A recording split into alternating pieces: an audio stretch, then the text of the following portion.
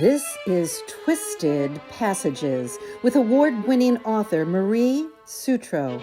Now, let's take a deep dive into the dark world of psychological thrillers and meet the authors who created them. Hello, and welcome to Twisted Passages. I'm your host, Marie Sutro, and today we'll be talking to screenwriter, author extraordinaire, and forensic specialist, Jennifer Graeser Dornbush, about her new release, Frozen Lives. Welcome, Jennifer. Thank you. I had so much fun with this story, and I know we're going to have a great time with this chat. Before we get started, can you start us with a little overview of what the story is about? Oh my goodness. Well, we are jumping into book number 4 of the series. So this is the Coroner's Daughter mystery series, and this is book number 4. Although I have had many people tell me they didn't feel like they needed to read the other 3, but sort of the backup to that is it's about Dr. Emily Hartford, who's this amazing, young surgeon in Chicago, and she's from a small town in northern Michigan, and she kind of keeps getting pulled back. The overarching, I guess, like theme of the entire novel is like about coming home. So, that whole prodigal son, prodigal daughter. So she's constantly like battling within herself to try to find her true north, and does it since she is a coroner's daughter and was raised in this small community that she keeps getting pulled back in by a father who was a medical examiner and kind of trained her. It's that constant pull for her to, is this where I belong? Do I belong back home doing what I, was sort of trained to do? Anyway, that's sort of the foundation of the whole series. But in this one, of course, she does get called back, but it's actually, it's a little different than the other 3, because for the other 3, she's called back very specific. The first 3, I should say, she's called back very specifically to work on a case because her father can't. He's been impaired. But this one, it starts out where she's already back and she's left. She's gone back to Chicago to resume her beautiful life as in the city as a surgeon with her gorgeous fiance. And everything's gonna kind of click along for her. Life in the city, big time surgeon. She's co-running the surgery center with him. But as soon as she lands back, she gets a phone call from her best friend that the son is missing. Her best friend's 11-year-old son is missing. And so, of course, she's going to pick up and go back home and be with her friend. And so she's part of the search party. But again, it's under the auspice of I'm here as a friend. I'm here to help my friend, and to be alongside my friend. There's not really a big, case she's being called to solve. But of course, she gets pulled into that because Jeremiah does get found pretty quickly. He is found, but that is just the beginning of a very tormenting journey that will ensue. But she will end up staying to actually solve a multiple murder case and kidnapping and potential murder. And yes. Well, that is an absolute great teaser. I just want to touch on one thing that you said about it being a book in a series and being able to stand alone as a story, because you did write it so well. The way that you went back and seeded her past, we totally get who she is, who Emily is, what she's contending with, where she's been, and we hope we have a sense for where she's going. We hope she has a good sense for where she's going. Yeah, and she's drawn into this incredible case, which is total heartstrings because she knows the little boy who's missing. That whole setup of a missing child, where did that idea come from? I mean, it's that twisted passage, right? I mean, you're always looking for the dark passage, and I knew I wanted to write a book where somebody very close to her is in jeopardy. And I mean, what is more frightening than your child going missing? So that's kind of where it stemmed from. And then I do a lot of research and I just pull a lot of things, and I don't know, things just come to mind. But I thought it'd be kind of fun to tease it out in terms of it being a potential there's a few misleads, but there's a potential that it might be a serial kidnapping, murder type of a serial killer case.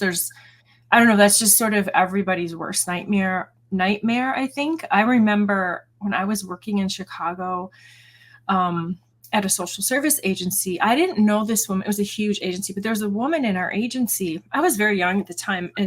And all of a sudden, like, the news came out that her son, I think he was like 10 or 11, had gone missing. I mean, this was in Chicago, right? And so this was big news of course, in Chicago, but also within our agency. And sure enough, he turned up murdered. And I just remember thinking at the time, like, I don't even know how she's like breathing right now. I don't even know how she survived. And it was a brutal, horrible death. And dark, twisty, horrible thing. But I just remember thinking, like, oh my gosh, how does a person recover from that or go on, or and who's doing this? Who's got the mind to do this to a child? So anyway, I think we all have these dark, twisty thoughts, and unfortunately or fortunately, they make for interesting drama. But of course, in our case, with the drama, we get to resolve it. We get to have resolution, and we get to order the chaos and find justice. That doesn't always happen.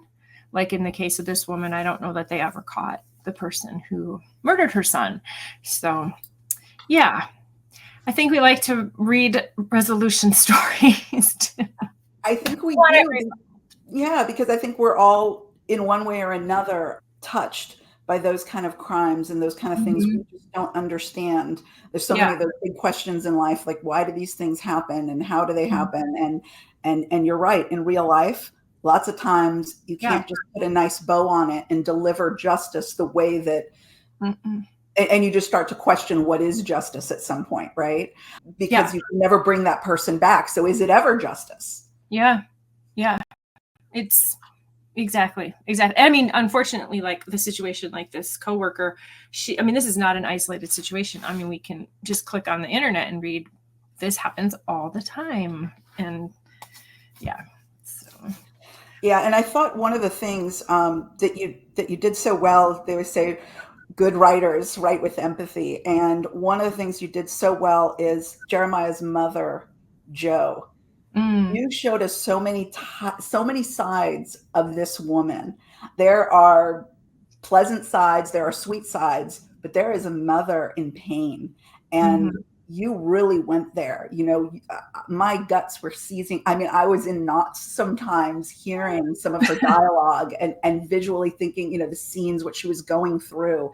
Did that take a lot out of you as a person, just even to write that and to go to those places? It's kind of funny you mentioned that, because now I'm thinking back to writing those scenes, and like my stomach did feel kind of upset, because you just like that feeling of when you're like on the verge of tears, you're all like tight inside and like angsty. And truth be told, I am not a mother. I do not have kids, but I have a lot of family and I have a lot of friends who have kids, and I was a kid with a mother. So I think, you just imagine it does, whether it's a kid or a loved one or anybody, you just putting yourself in that place is kind of unimaginable. But then you think, but what would I do? What would I do if I was in that place? What part of me would come out? Would the courageous part come out, or the scared part? Would I panic? Would I become this crazy person? Like, what would I do? Like, and it was great how you showed us not only, what Jo as the mom is going through, but her husband, Paul. And it was so important, I thought, the way that you came at it, because we are all different people. And just because we express our anger, our fear, our rage, our frustration in different ways doesn't mean we all don't feel them so poignantly. And you did a great job of showing us through those two characters what two different parents might feel in this situation and how they might react. Was that hard too, coming at it, taking the camera lens? I know you've got that screenwriting background. Was it all those like cinematic shots for you and delving into those different psychological profiles in those cinematic ways? Yeah, thanks for saying that. I'm glad it's coming across that way, because you kind of never know, right? When you want it to, you're hoping your characters are coming off the way you want them to.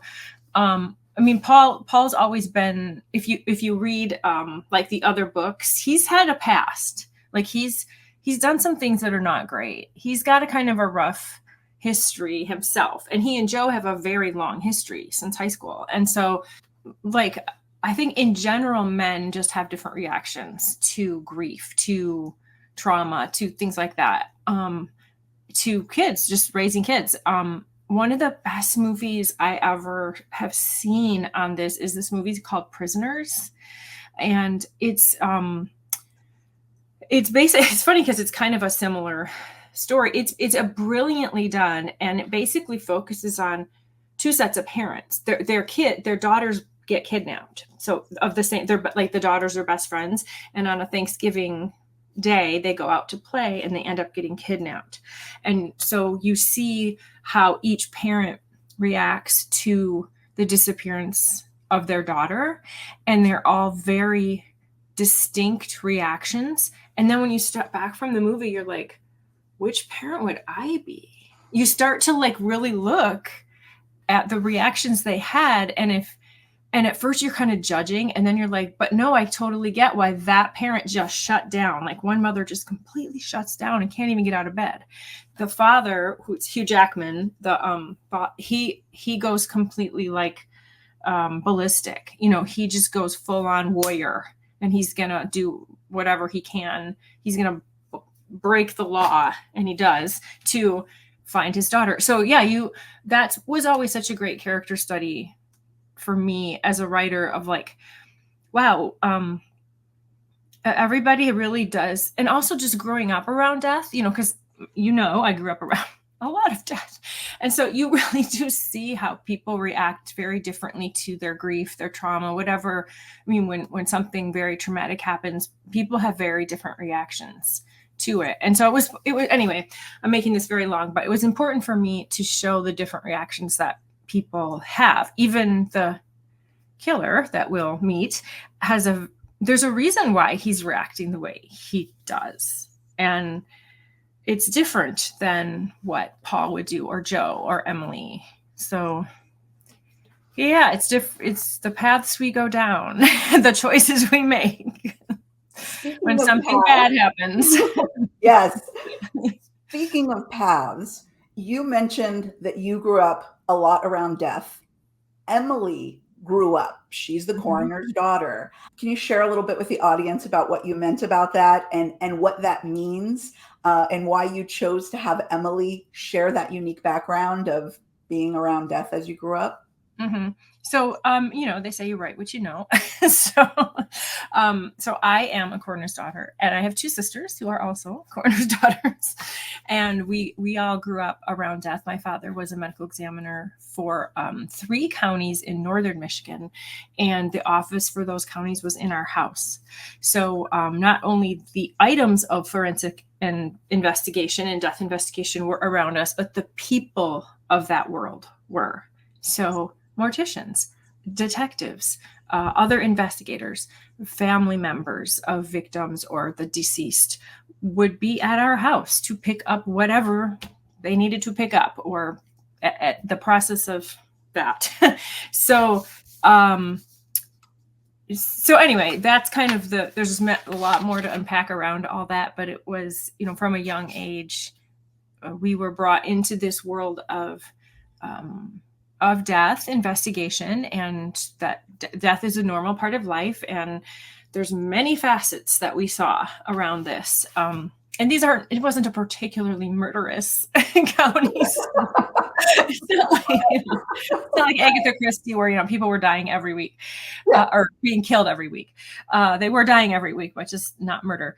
But you do get to see a lot of facets of death. But of course, when I started writing and I started creating this particular series, which actually started as a screenplay, I was just pitching ideas, and this was the idea that sort of stuck with me and my mentors. Like, I had mentors, and we were trying to come up with, like, what should be your first project? And I started pitching this, and like, where did that come from? I'm like, well, here's where it came from. And they're like, oh my gosh, you should definitely explore that. But I always thought it was interesting, like, because I did leave home and did not return back to Michigan, not for the same reasons Emily did. But I always thought it would be interesting if, like, what would it be like? You as a writer, you ask those what if questions. What if I came back and took over my father's medical examiner post, even though I have no, desire or training to do that. But I thought, what would be interesting to take a character who had been trained in the same way that my sisters and I had been trained and experienced all this and helped with the family business in various ways. I'm like, wouldn't it be interesting if one of us came back and actually picked it up? And what would that be like? And then you just go from there. And well, I absolutely love Emily. And again, not only is this book so great, but her character, for anyone who's just picking up Frozen Lives, they've got to go back and read it, and read the series from the beginning to Frozen Lives. And there might be more coming, right? There's for sure another one. I have delivered the manuscript. There may be more after that, but I've also sold it as a television series. So I know. So I am now finished the 5th book. I am now moving into writing scripts for the first season. So I'll be a little busy with that in the coming year. That is so exciting. So you're going to actually write the scripts and the film adaptations for for TV? Yeah. Mm-hmm. Oh my gosh, this is going to be so exciting. Yeah, it's a little crazy. So it's fun because now I'm seeing it come full circle, because like I said, it started as a script and then turned it into books, and now we're coming back again. Yeah. So, yeah.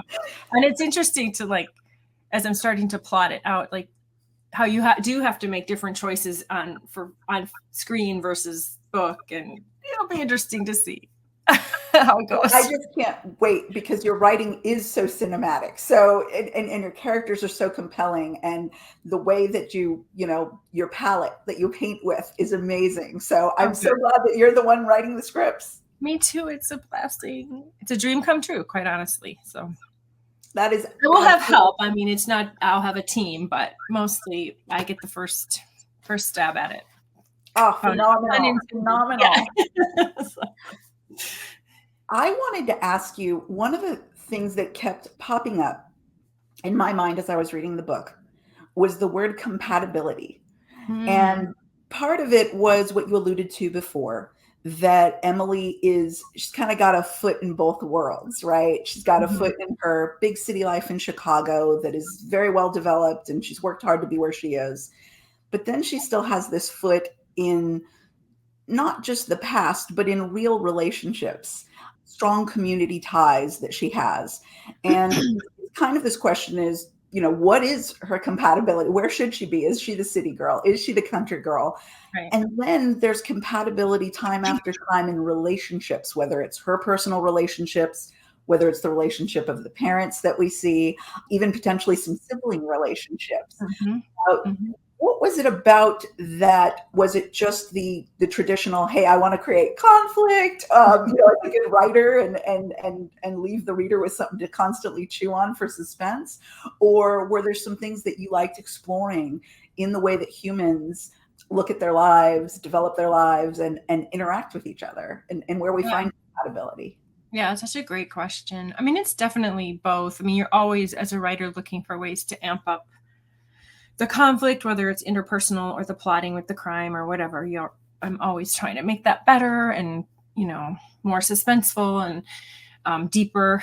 But I've always, with this particular series, it's very important for me to explore the idea of community, like you said, and where are we compatible, or where is home? I often think, I know this sounds very simplistic, but it's such a beautiful theme, like The Wizard of Oz, right? I just saw that movie for the first time on the big screen. It was amazing. I know. After watching it forever as a kid, on the TV. And I was like, there's no place like home. And she's like large and looking, and there's no place like home. And it just kind of, that's what it is for all of us, that we are always looking for that place called home. And it doesn't, for Emily, yes, it's going to end up being her hometown, but that doesn't, a geographic place does not define home. It's not the full definition of home. And even like when you see with Dorothy, like when she finally gets back to Kansas, she realizes that's her true home, not because it's the farm and etc. It's because, remember that last scene, all the people are around her. Her community is around her. And that she realizes, oh, this is home, and I'm never going to run away again. And she's like apologizing, and I'm so sorry, Auntie Em, and I'll never run away again. And there's no place like home, and blah, blah, blah. And I mean, that's the longing I think we all have, because we all want to belong to each other in some way. We all want to find that compatibility, that community, that place that we call home. And what you'll see in Emily, you'll see that she has some of that in Chicago, but the fullness is not in Chicago. The fullness of that, sort of I can't think of the right word, the completion of that, of her belonging, and then that place where she can not only belong but also contribute, because it's being home is a reciprocal thing, right? You contribute, but you also get. It's a get and a give kind of a thing. And that's what makes it home with people. And so I wanted her, she runs away. I mean, it's like Dorothy, like when she's 16, she runs away from home, and for very good reasons, or she thinks so at the time. Very good and emotional reasons. And so, just like Dorothy too, like she's running away from the pain and the hurt. Emily's also been running away from the pain and the hurt. But until we resolve that, right, you don't really get the fullness of home.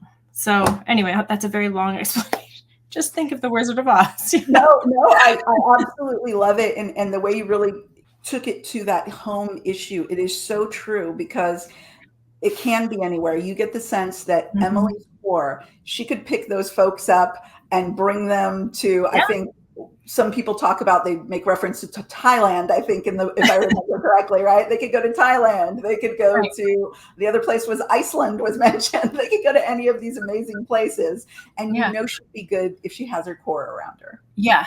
And if she's doing what her purpose in life is. And being a surgeon is a great thing and a wonderful goal and a beautiful service to society. But is it the fullness of her purpose? And I think that's what a lot of us struggle with at some point in our lives. It's like, there's a lot of good things we can do, a lot of good places we can be, but where is that thing that really taps into the fullness and richness and completion of who you are, and where you're fulfilling your purpose and you're, contributing in a way in a place where people really need you too. And they really need her in Freeport.